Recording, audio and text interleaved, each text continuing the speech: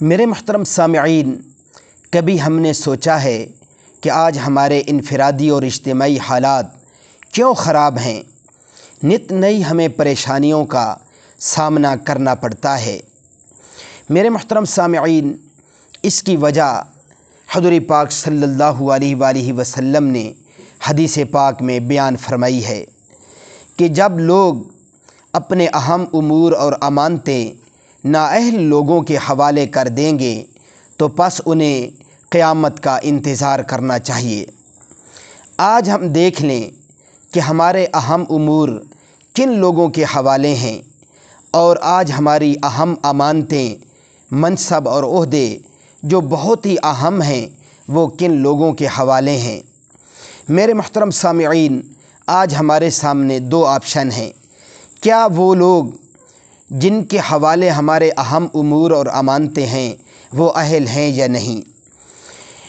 اگر اہل ہیں تو پھر ہمارے اوپر جو پریشانیاں ہیں یہ ہمارے اپنی ہی اعمال کی شامت ہیں، اور اگر اہل نہیں ہیں تو پھر میرے محترم سامعین ہمیں کچھ سوچنا ہوگا، بدلنا ہوگا، اور اپنے حالات کو بدلنا پڑے گا، اور اپنے اعمال کو سدھارنا پڑے گا، اپنی سوچ کو بدلنا پڑے گا۔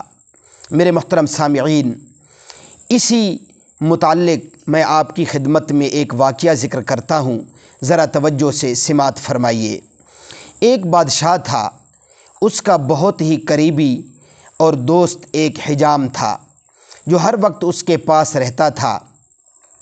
یہ حجام روزانہ بادشاہ کے پاس حاضر ہوتا تھا اور 2-3 گھنٹے اس کے ساتھ رہتا تھا۔ اس دوران بادشاہ سلطنت کے امور بھی سر انجام دیتا رہتا اور حجامت بھی کرواتا رہتا تھا۔ ایک دن نئی نے بادشاہ سے عرض کیا، حضور، میں وزیر کے مقابلے میں آپ سے زیادہ قریب ہوں، میں آپ کا وفادار بھی ہوں، آپ اس کی جگہ مجھے وزیر کیوں نہیں بنا دیتے؟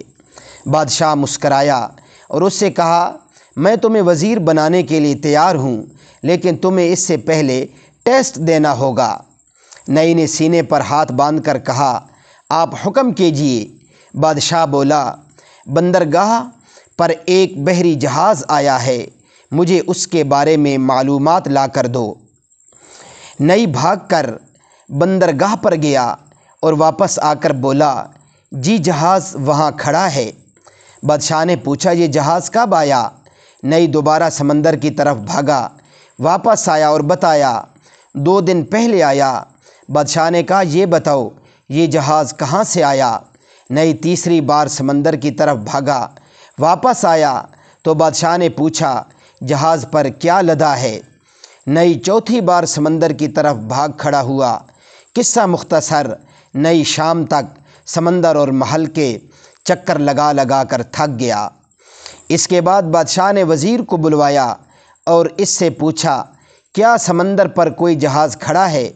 وزیر نے ہاتھ باندھ کر عرض کیا، جناب، 2 دن پہلے ایک تجارتی جہاز اٹلی سے ہماری بندرگاہ پر آیا تھا، اس میں جانور، خوراک اور کپڑا لدا ہے، اس کے کپتان کا نام یہ ہے، یہ 6 ماہ میں یہاں پہنچا، یہ 4 دن مزید یہاں ٹھہرے گا، یہاں سے ایران جائے گا اور وہاں 1 ماہ رکے گا، اور اس میں 209 لوگ سوار ہیں، اور میرا مشورہ ہے ہمیں بحری جہازوں پر ٹیکس بڑھا دینا چاہیے۔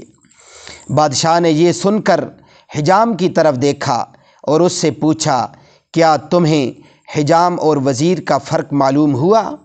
حجام نے چپ چاپ استرا اٹھایا اور عرض کیا، جناب، نئی نئی ہوتا ہے اور وزیر وزیر ہوتا ہے۔